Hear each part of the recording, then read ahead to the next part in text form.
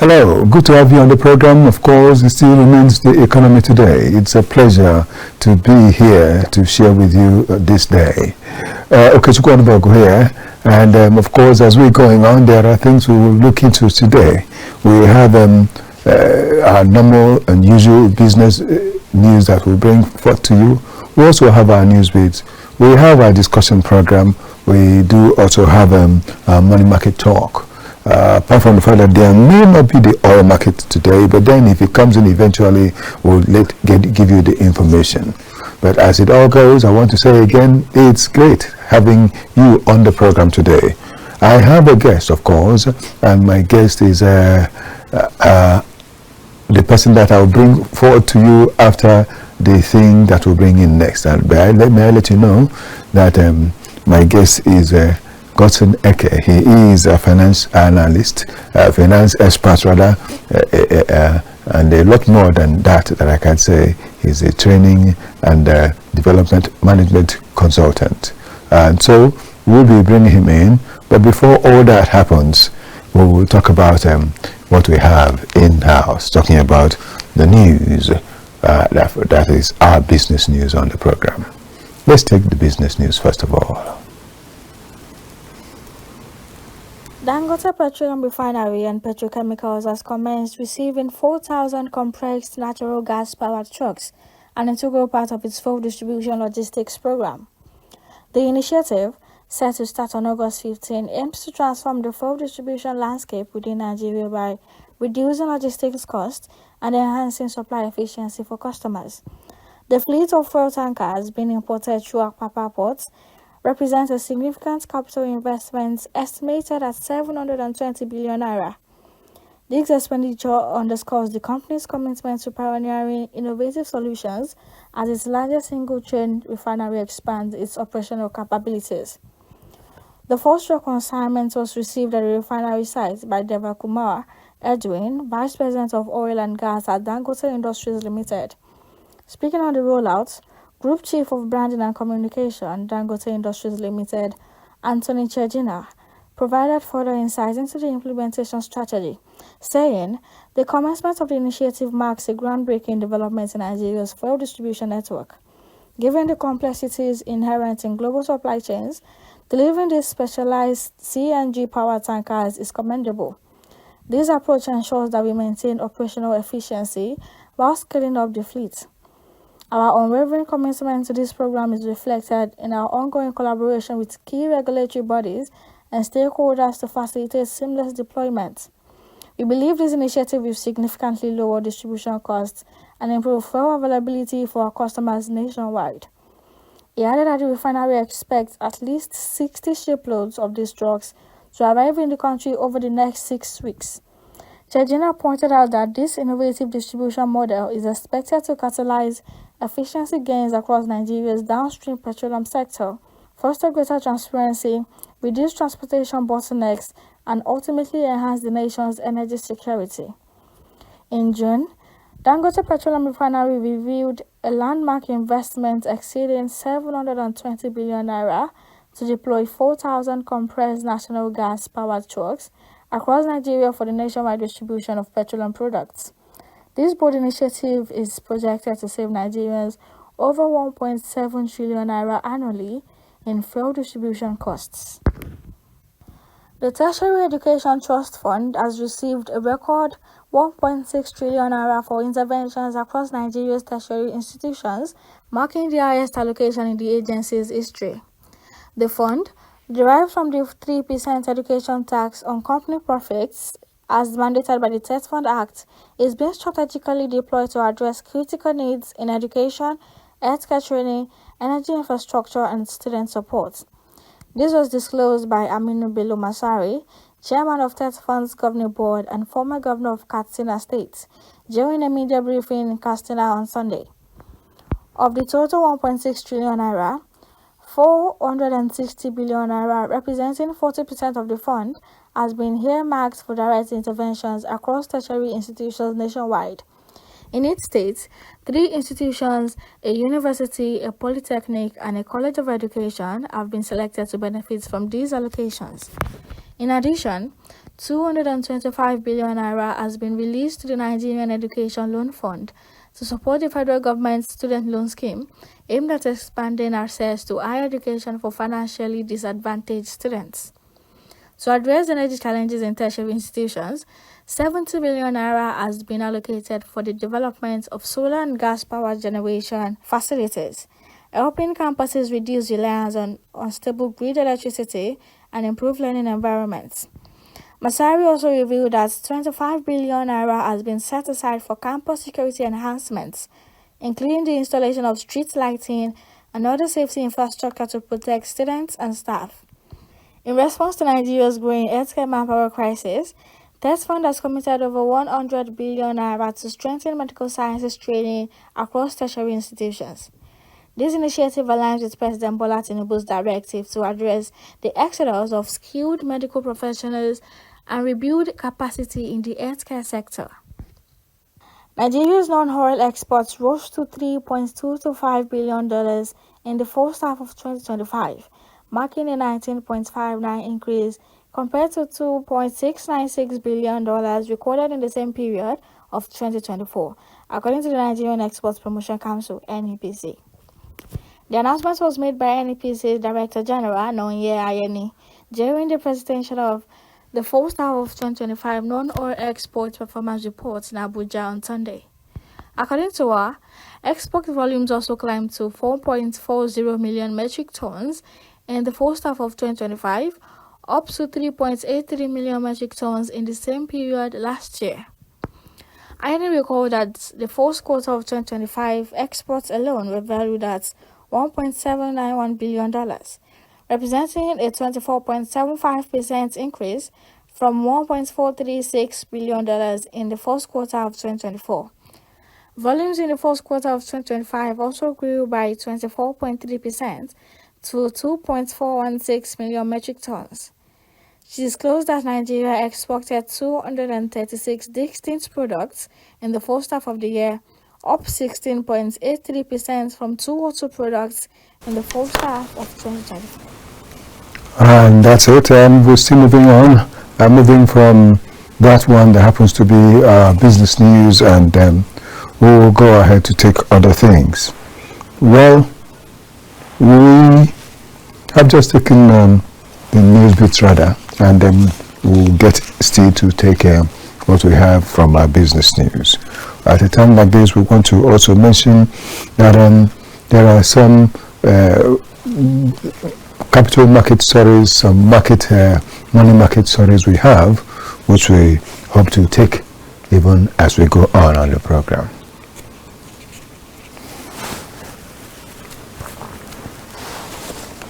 The Nigerian equities market last week sustained its bullish run for the sixth consecutive week as the overall capitalization advanced by 2.84 trillion naira.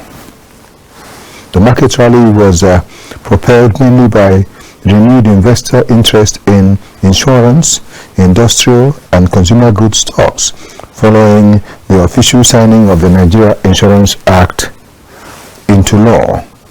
This development served as a significant market catalyst, enabling market players to reassess their holdings and adjust their portfolios per evolving sector dynamics and macroeconomic indicators. As a result, the benchmark NGX All-Share Index advanced by 3.18% week on week to close at 145,754.91 points, having touched a fresh high of 146,570.71 points during the week. Correspondingly, market capitalization surged by 2.84 trillion naira to close the week at 92.215 trillion naira, bringing the year-to-date return to an impressive 41.61%. Investor sentiment remained largely positive throughout the week, as reflected in the market breadth, which showed 66 gainers against 41 decliners.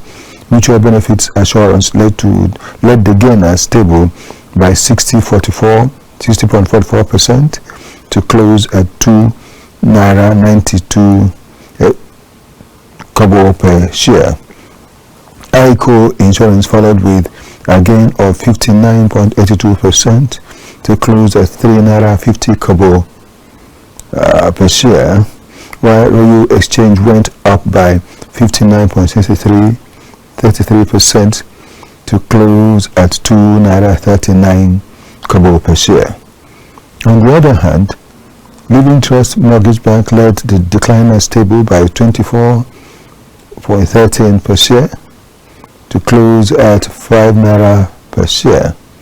Academy Press followed with a loss of 18.18% to close at 9 Naira per share, while the Initiates PLC TIP declined by 12.73% to close at 12 Naira per share.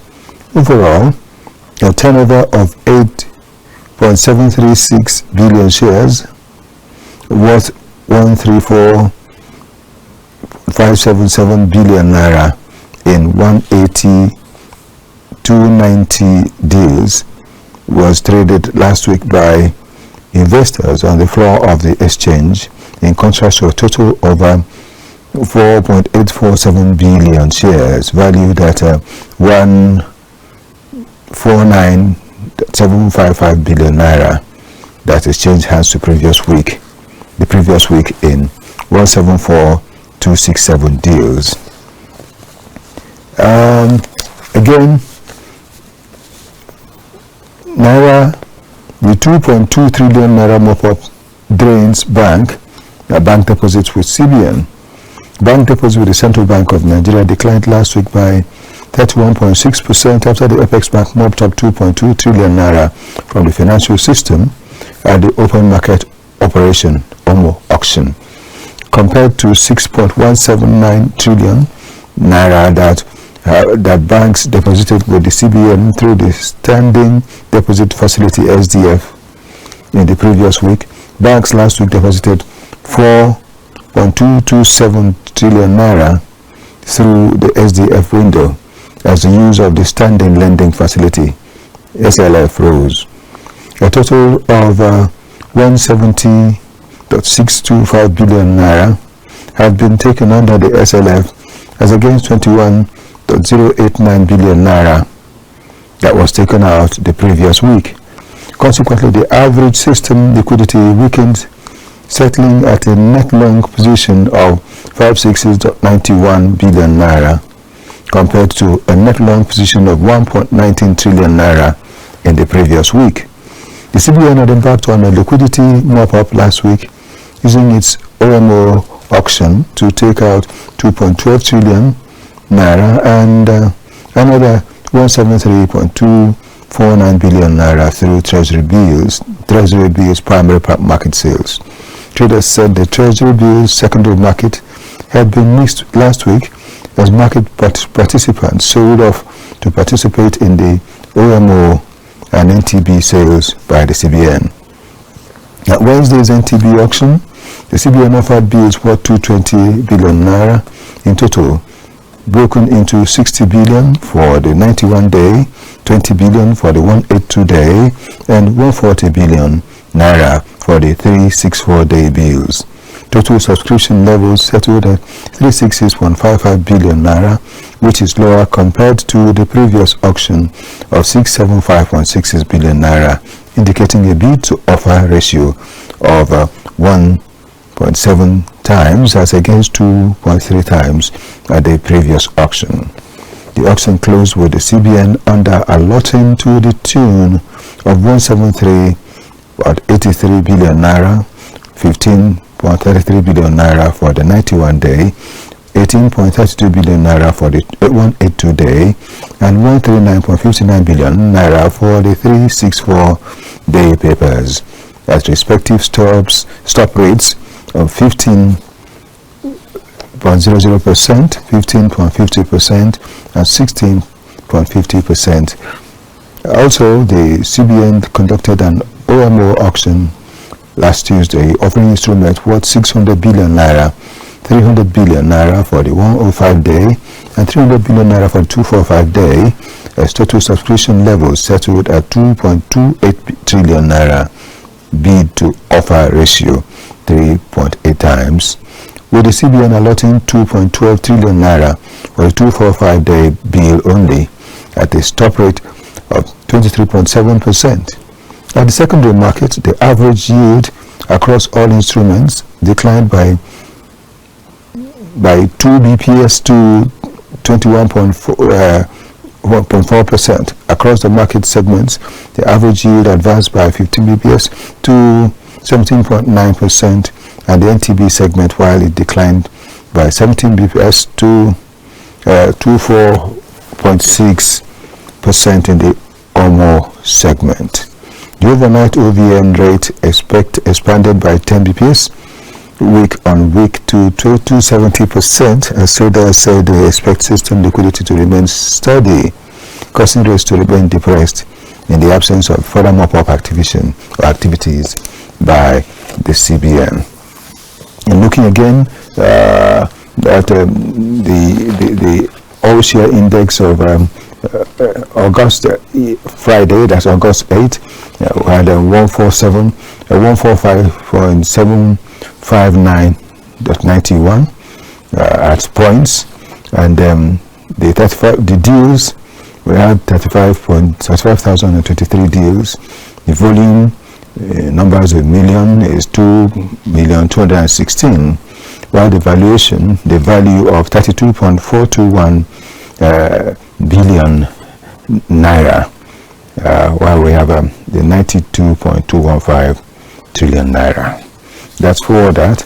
And looking at the inflation rate in June, as at 2024, it was 22.97, but right now it's 22.22 in this 2025.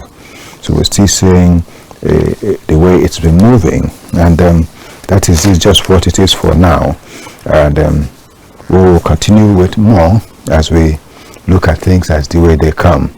We've also been told that the Naira firms as reserves rise by 4.6% in 2 months. Excuse me, that Naira has firmed as the reserves have risen by 44.6 trillion in 2 months. And so Naira's foreign reserve rose by 4.6% in the past 2 months, even as the value of Naira recorded a marginal gain at the official foreign exchange window last week, appreciating by 0.01% week on week to close at 1,533.57 to the dollar, despite stronger US dollar and falling oil prices.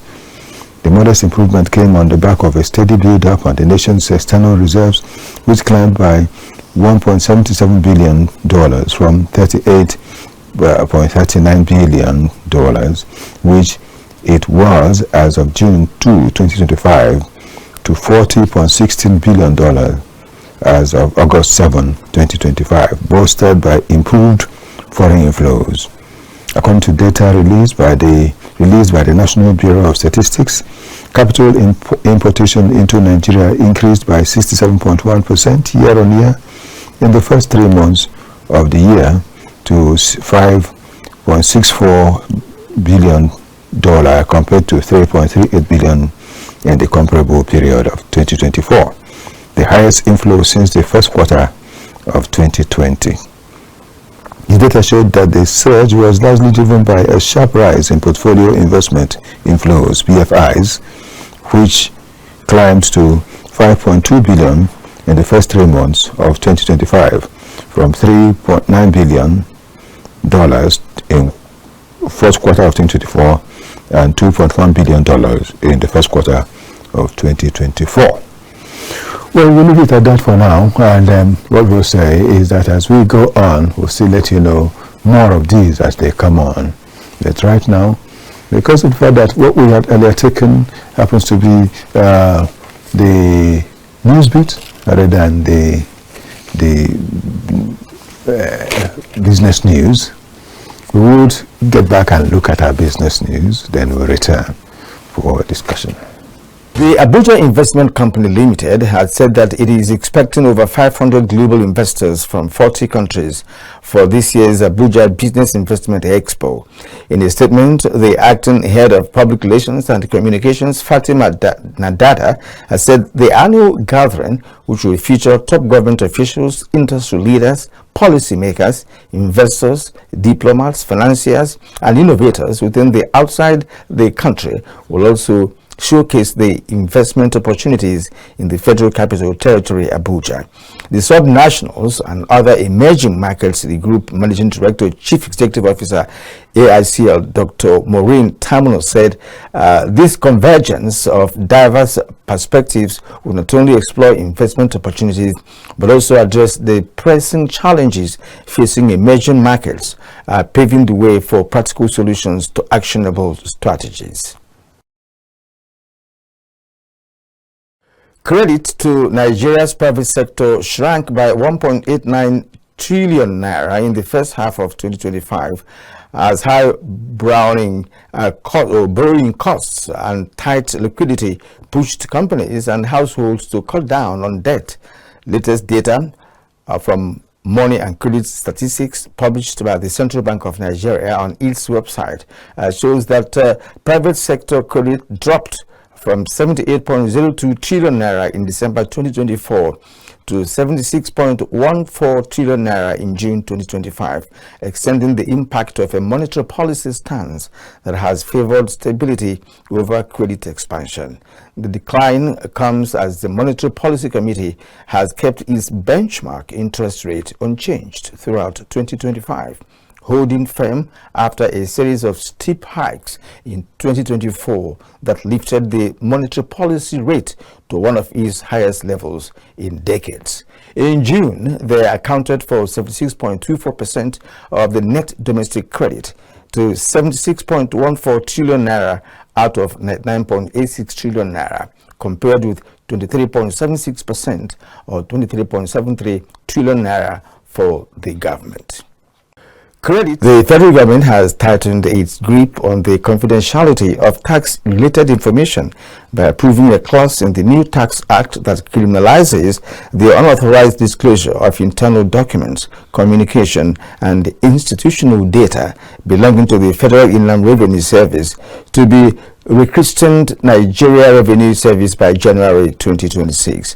According to provisions of the newly introduced tax legislation, any person who leaks, attempts to leak, or discloses internal documents or communication of the service faces a fine of up to 5 million naira or 3 years in prison or both upon conviction.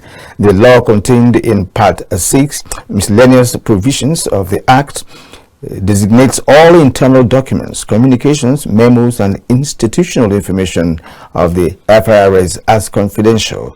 It restricts their use strictly to tax-related purposes and legal proceedings. The Nigerian Export Promotion Council has announced that the country's non-oil exports climbed to $3.225 billion in the first half of 2025, marking a 19.59% increase over the $2.696 billion recorded in the same period last year.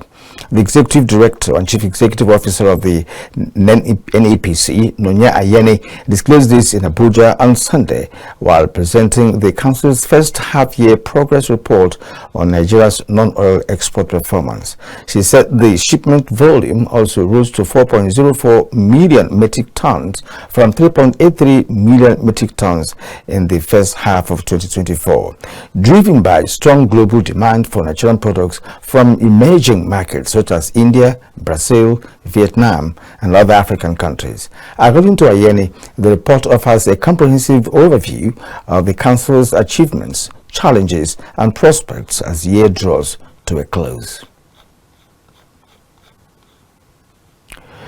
To promote economic inclusion and entrepreneurship among older Nigerians. The Director General of the National Senior Citizens Center, Omobolanle Akinyemi Obe, has called for greater integration of senior citizens into Nigeria's small and medium enterprises development framework. She made this call during a high-level strategic visit to the headquarters of the Small and Medium Enterprises Development Agency of Nigeria in Abuja. The visit, which builds on an already existing partnership between both agencies, focused on scaling up access to business skills, training, enterprise development opportunities, and microcredit facilities for Nigerians aged 60 and above. We at NSCC are committed to actualizing the vision by unlocking new doors of opportunity to older persons, from enterprise to digital skills, from agriculture to services, and from mentorship to intergenerational knowledge sharing. But we cannot do it alone. That is why, and this is why we are here today. In response, the Director General of SMEDEN, Mr. Charles Udi, represented by Mr. Onesi Lawane Daberuche, Director of the GG's office, commended the NSCC Director General for her sustained drive towards senior inclusion.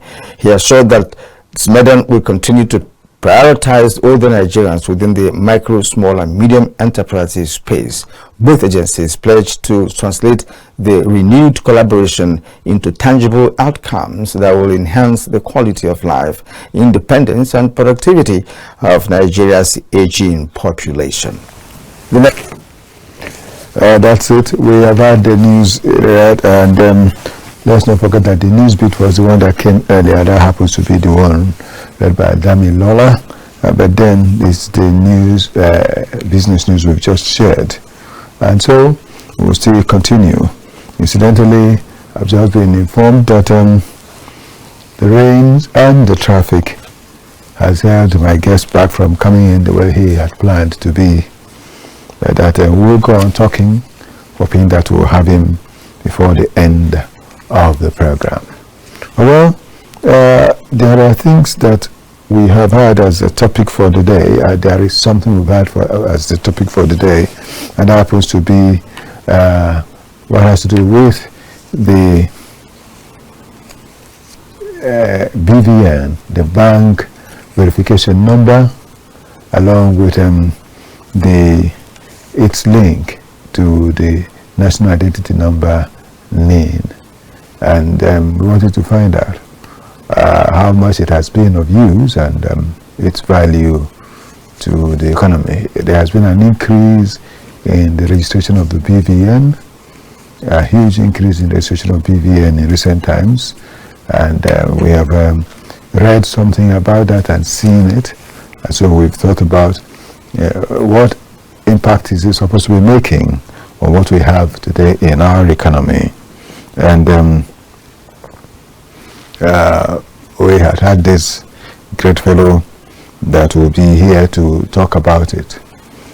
But then we hope he will still step in here before the end of the day. And what is the bank verification number all about? The BVN itself. We know that this is the thing that was introduced, and since it's been here, it's been talked about that what should be helping people to have their numbers each time they have an account, so that they can use the number to track everything about the person that is the owner of the number.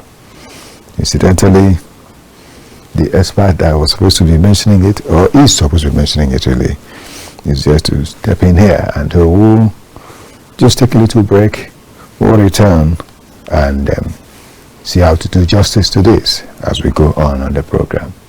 We'll just observe a break and a brief. Oh yes, good to have you back again, and of course we are glad that our guest is there, and so we want to talk with him and share the thing we say we want to share with him concerning the BVN and all that. And the BVN, the bank verification number, a unique 11-digit number issued by the Central Bank of Nigeria to every individual with a Nigerian bank account. And so he will tell us more about it, and we are asking if it's making any impact on the economy. In fact, that there are many more people registering with the banks to have their BVN. Well, we'll talk a lot about that within the limited time. And so we'll say thanks and welcome to my special guest for the day, please. I'm talking about Eke, Godson Eke. Godson Eke is a finance expert. He is also doing something that has to do with training and development as far as the economy and finance is concerned. Good to have you, sir. You're welcome. Thank you very much. Thanks for having me here, sir. Yes, sir. So let's begin with BVN. Tell us what it is, and let's move from there. Yeah, biometric data verification number, like you did say in your intro, it's an 11-digit number, identification number that has really come to help facilitate a lot of things and assist activities in the economy.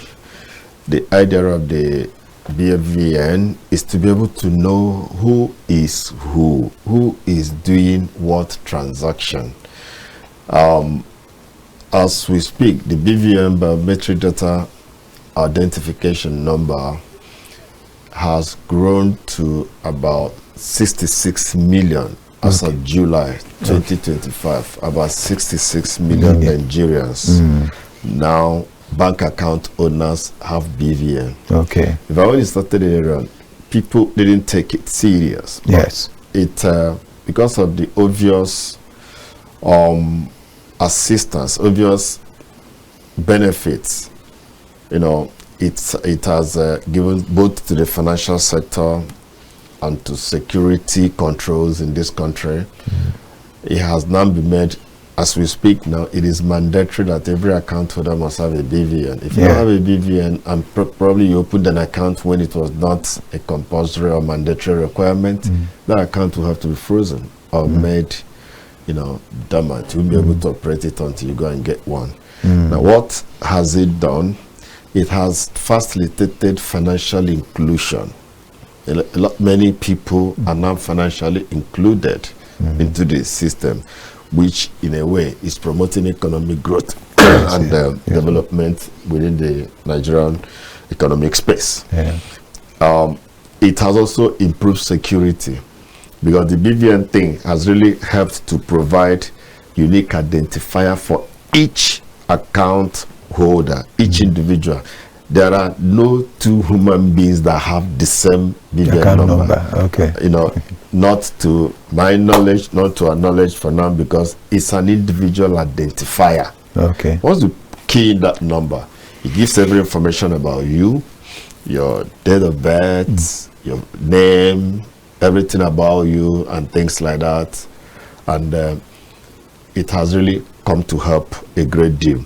It is also, in fact, there's a new one that was introduced, non-resident BVN. Yes, for those who are in the diaspora. Those who are in diaspora. Yes. And it has helped them a great deal and facilitated their, transfer of funds from outside of to funds from diaspora to the economy, and that again has helped to boost the economic activities of the country. The authorities were reporting the other day that a significant amount of money has been transferred into the country through this. The NRBVN holders have been able to remit about $4.73 billion into this country as at 2024. Wow. And still counting. And that means that it increased by over about 44% in 2023. 2024 alone, we have $4.73 billion that has been. Then it has also helped in enhancing credit creation.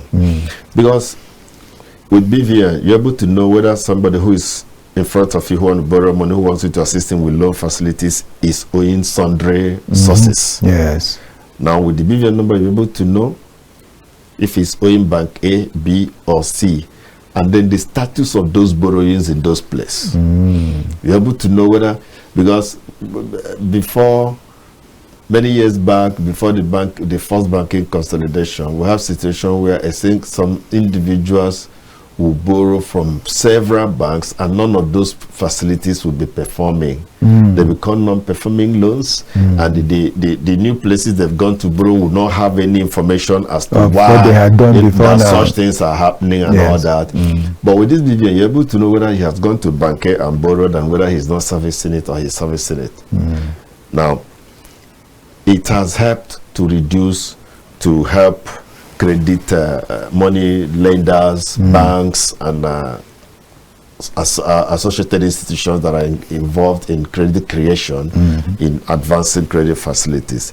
Then it's also by promoting financial inclusion anyway, security is enhanced. It has helped to enhance the security of our financial system, remittances and all that. With BVN enrollment, the issue of having difficulty in identifying who has a particular transaction or the other, conflict of, because sometimes there are people that be exactly the same name in this country. Yes. Severally the same name. People, someone can have 3 names, and there could be over 10 people having the same 3 names similarly. But with the biometric data verification, okay, you now know the you now difference. distinguish which of the Mohammed Aliyu, or Ayodele Akindele Ayodele, that has appeared 4 or 10 times. You'll be able to know which of, who is who, and who owns what, and who is the bona fide owner of a particular transaction or account. So these are part of the things. Then it has also helped to streamline transactions. There are so many benefits. It has also drastically helped to reduce fraud within the financial landscape. And I think BVN is a very good introduction, and we hope and expect that as more and more people get enrolled, the benefits will continue to increase within the economic landscape. Okay. So if looking at it and talking to you about it, it means that I will say that because what we're saying is that if it has made any impact on the economy, from what you're saying, it shows it has made a huge impact on the economy, and that's why also it's being linked to the national identity number. Yes. Tell us about that side of the story. Yeah, because if BVN has helped in promoting financial inclusion, it has helped in security, it has helped in economic growth.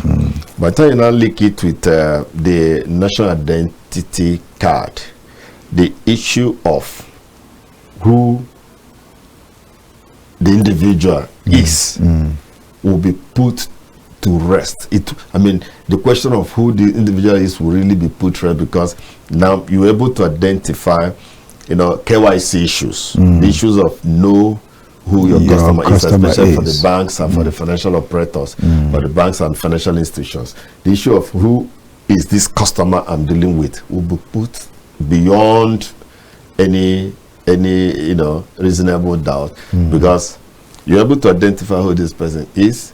This person is able to be known. Each person is able to be known by what he or she does.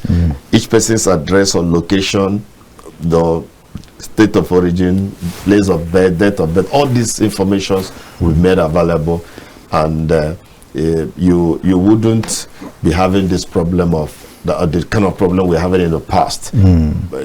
Trying to trace who is who, and some people will just hide under some vague names and then perpetrate some fraudulent financial transactions. I think the linking of the two is very important. And again, it's high time we begin to know who is who. Who are we? How many are we in this country? And I think that the linkage of the BVN and the NIN, if properly handled and managed, the data of Nigerians, the data of how many were in this country would at some point will be seamlessly achieved. Be able to have a proper data of who we are, and then whether by demography, by sex, by age, and all that. Okay. There's something else I found. Is it Someone may have accounts in 4 or 5 different banks. Yes. The BVN the fellow gets from one bank, can it serve for all the banks? It is single individual identifier, biometric number. You need only one BVN number. If you have accounts in 25 banks in the country, it's the same BVN number. And in fact, by the time you key that BVN number, one is able to know where you have relationships, accounts. So you don't have different BVN number for different banks. It's just one individual. Your BVN number is just what you need for every transaction, for whatever you do, for all your data, for your record, one BVN number. Okay. Any bank you go to, the same BVN number you have that is created for you, and which you have is just what you need to supply.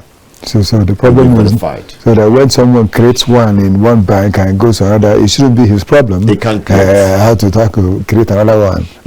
Because before now, people could have 5, 6, 7 different accounts through which they could commit one crime or the other. Of course. You can trace now with single BVN that with the BVN number that is in operation now, it's possible to track and trace people to wherever they have done whatever. Okay, let me ask you this. It's easy to question. trace transactions these days using BVN numbers. Using BVN numbers. Let me ask this question. I am Okechukwu Onubogu. Thank you. And I have my name, Okechukwu Onubogu, as well. What if I go to another bank and answer Okechukwu Onubogu? You need to bring a BVN of Okechukwu Onubogu. Because the BVN you have is Okechukwu Onubogu, and it can never. When the BVN is keyed in and they do a verification, it will bring out Okechukwu Onubogu, which is not the same thing as Okechukwu Onubogu. Really? They'll tell you this BVN is wrong. So now you go back to go back to the BVN where you did your BVN and update your record to now reflect Okechukwu, and you have permanently removed the Okechukwu again. You are now removing Okechukwu from being your name. You are adopting another name. So, and it's not always easy to do such a thing. Make such amendments if there are errors. Yeah, because it can be updated. Yes. It can be updated and amended because, for instance, ladies, they get married. And they might have registered in their maiden name. When they get married and change name, they just submit all the necessary documents showing that change of name and all that, and wedding. Yes. Then they go back and it will be updated. And once it's updated, that's their name. And all their accounts are supposed to reflect that. They need to go back and update their record and all that. Okay. I can't be answering Godson Eke. And I go to open an account with Godson Eke. And I bring a BVN that shows Godson. Yes. And Godson Eke is another person. It's not me. Good. Oh, that's okay. So in actual fact, all those bank frauds that used to happen it's really reduced, drastically reduced. It has come to really assist the system. Really, it has. I will hope it will get better and better as more people are onboarded. So we can say that the BVN is a kind of an improvement on the banking services and a help to the customer. Yeah, it is. It's a serious innovation that has come to add great value in the way we do business and the way we carry out our financial transactions in this country. Okay, it is. It has really come. Well, like I said, it's facilitated greatly in financial inclusion and has also helped, or it's helping in a great deal in ensuring security of financial transactions and documents and all that. And by extension, it's facilitating the economic growth of the nation. So the BVN is one of those novel things that has happened in this country with regard to reducing the risk of fraudulent activities. Now, looking at this fact that we have certain things happening in the country today, someone is kidnapped and the family members are asked to pay this amount of money and all that to this ransom to one bank account or the other. With this BVN, won't it be able to help so that they will trace who these captors are? Yeah, why kidnappers are rather. I think kidnappers, yes. Kidnappers are, you know.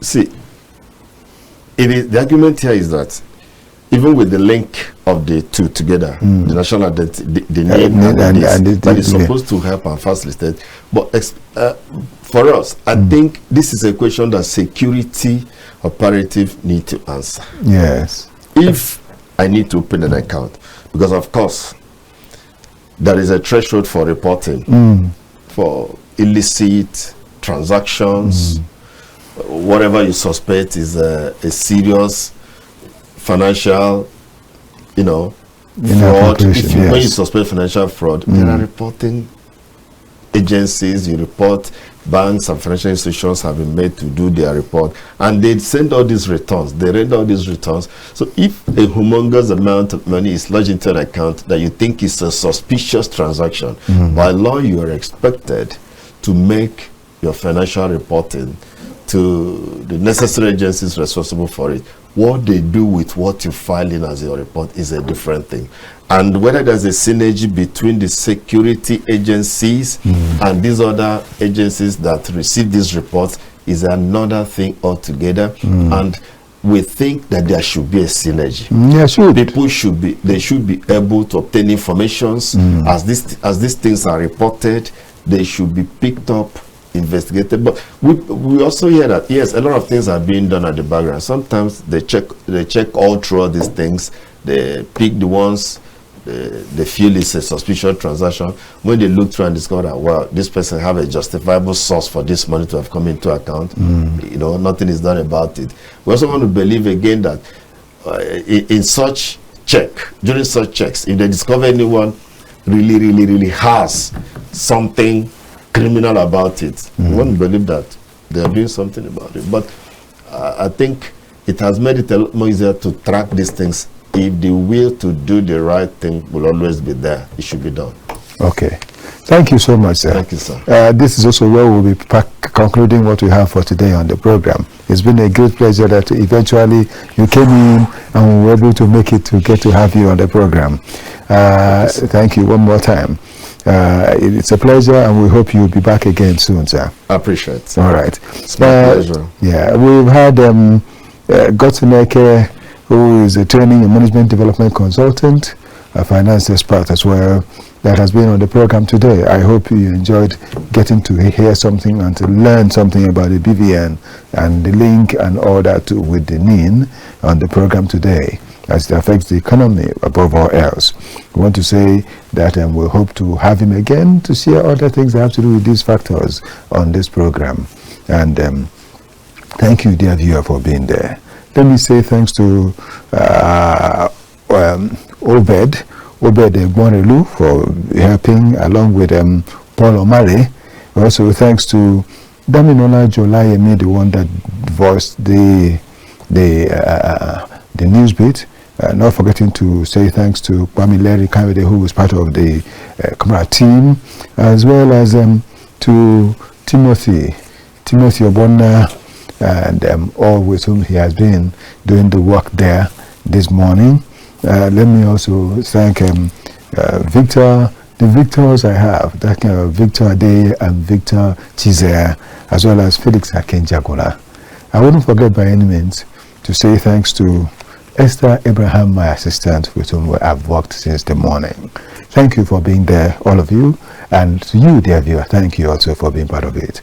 Okechukwu Onubogu here. What I say all the time is, may the best happen to us all the time.